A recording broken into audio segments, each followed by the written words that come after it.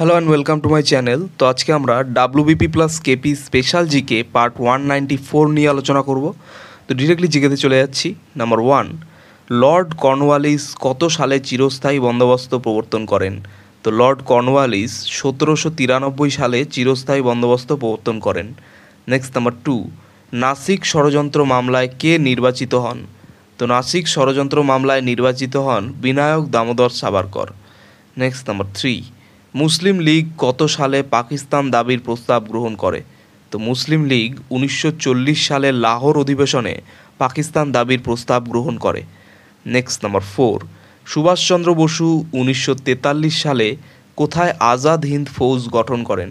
তো সুভাষচন্দ্র বসু 1943 সালে সিঙ্গাপুরে আজাদ হিন্দ ফৌজ গঠন করেন।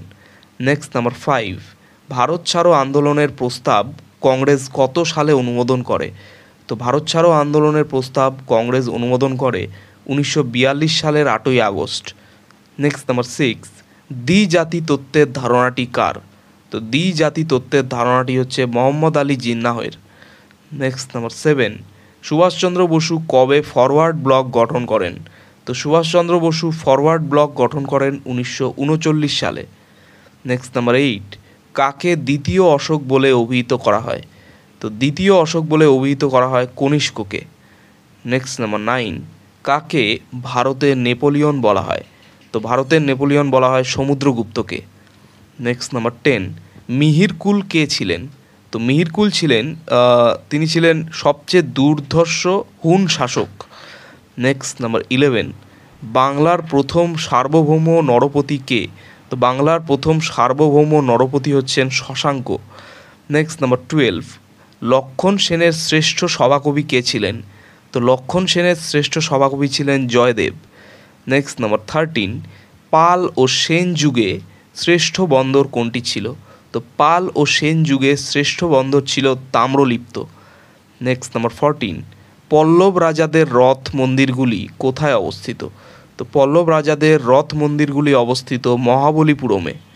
নেক্সট নাম্বার 15, কে ভারতের তোতা পাখি নামে পরিচিত? তো ভারতের তোতা পাখি নামে পরিচিত আমির খসরু।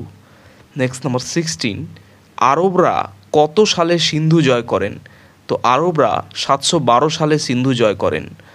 নেক্সট নাম্বার 17, কে দিল্লি সুলতানি শাসন প্রতিষ্ঠা করেন? তো দিল্লি সুলতানি শাসন প্রতিষ্ঠা করেন কুতুবউদ্দিন আইবক। নেক্সট নাম্বার 18, একমাত্র নারী যিনি দিল্লির সিংহাসনে বসেছিলেন তিনি কে? তো একমাত্র নারী যিনি দিল্লির সিংহাসনে বসেছিলেন তিনি হচ্ছেন রাজিয়া সুলতান। নেক্সট নাম্বার 19, মালিক কাফুর কে ছিলেন?